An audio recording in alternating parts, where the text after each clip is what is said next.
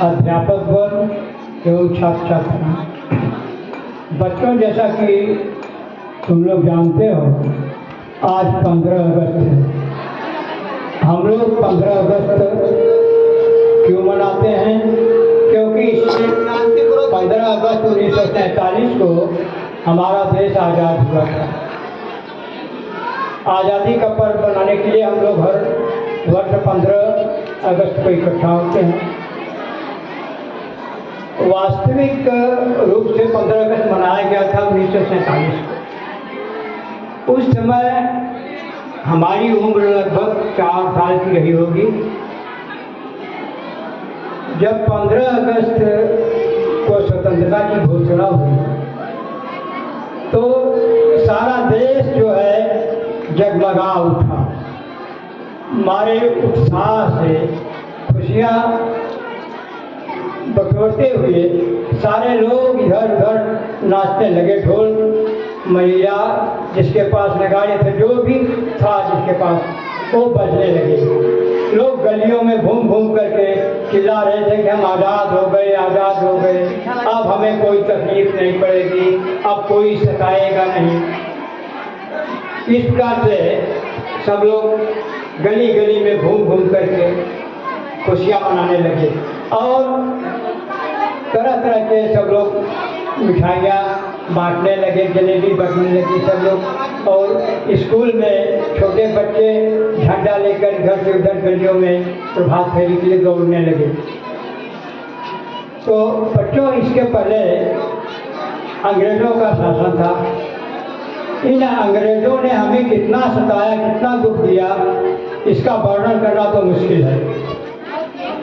हमारे देश को छोटे छोटे टुकड़ों में बांट करके, जमींदारी प्रथा लागू करके और किसी को 10 गांव, किसी को 20 गांव का, किसी को 5 गांव का जमींदार बना करके और हमारे ऊपर उन्हीं से अत्याचार, हम ही लोगों से अत्याचार करा करके लंबी लंबी रकम वसूलते थे।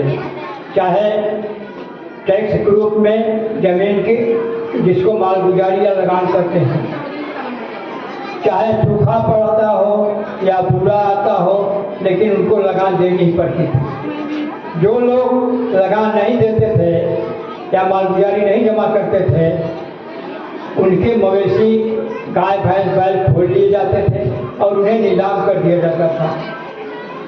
इसके बावजूद भी जो लोग नहीं देते थे उन्हें बुलाकर के जेलों में बंद कर दिया जाता था। लेकिन 15 दिन के बाद न देने पर उनकी ज़मीन बेदखल कर दी जाती थी, उनकी ज़मीन हड़प ली जाती थी। इस प्रकार से विभिन्न प्रकार का अत्याचार कर रहे थे और जो वो कहते थे वही खेत में बोना पड़ता था। यहाँ पास में ही हमारे सब लोगों ने पाली का नाम सुना होगा, पाली गोदाम है।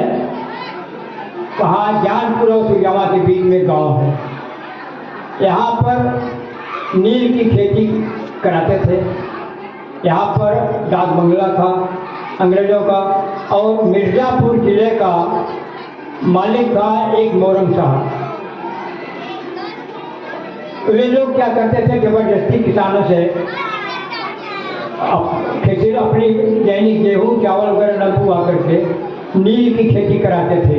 नील मतलब जो कपड़ों में दिया जाता था, इसकी खेती होती थी और यहाँ पे गोदाम थी। तो जो लोग नहीं मानते थे उन्हें उनके ऊपर रोने बरसाए जाते थे, या जो अपनी जमीन नहीं देते थे उन्हें नाना प्रकार का कष्ट दिया जाता था। शांतिपूर्वक तुम लोग सुनो, आवाज न सुनाई दे, ध्यान से सुनो प्रबंधक जी क्या कह रहे हैं। पाली गांव के पास ही नागबलपुर के बगल में एक परौपुर गांव था। उस गांव की हम कहानी आपको सुनाते हैं। संग्राम सिंह और धूरी सिंह दो भाई थे। ये भी काफी प्रतिष्ठित किसान थे और इनकी कुत्ती बोलती थी। इनकी भी जमीन जो है खेती करने के लिए अंग्रेजों ने मांगा। तो संग्राम सिंह ने कहा कि भाई हम गेहूं बोने जा रहे हैं, हम नहीं देंगे। तो संग्राम सिंह को जबरदस्ती बुलाया गया और उन्हें सरेआम पाली के बाजार में गोलियों से भून दिया गया। कोहराम मच गया, चारों तरफ शोर हो गया कि संग्राम सिंह मार गए, संग्राम सिंह मारे गए। इसके बाद क्या हुआ, उनके छोटे भाई धूरी सिंह जो थे वे घर पर नहीं थे, कहीं बाहर गए हुए थे।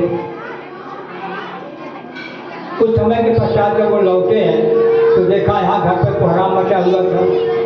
उनकी भाभी ने कहा, तुम्हारे रहते हुए और तुम्हारे भाई की हत्या कर दी गई, धिक्कार है तुम्हारी ठकुरई को, धिक्कार है तुम्हें। और मैं जब तक दाना पानी नहीं करूँगी और जब तक कि उसका मोरंग का सिर नहीं कुचल लूँगी। तो क्या था, धूरी से कहे, भाई आप शांत होइए, मैं धूरी प्रतिज्ञा करता हूँ कि आज शाम तक ही उसे कत्ल करूँगा। और क्या है, नंगी तलवार लेकर निकल गए, खोजने लगे संत कहाँ है मोरंग सिंह। तो वह इत्तेफाक पर मिर्जापुर से दान बंगले पर पाली में आया था, पता चली उनको, तो वे नंगी तलवार लेकर के पहुँच गए दरवाजे पर, ललकारे की निकल, अब तुम्हें हम तुम्हारी मजाक चखाते हैं। तो मोरंग की बीवी सामने आई और कहा,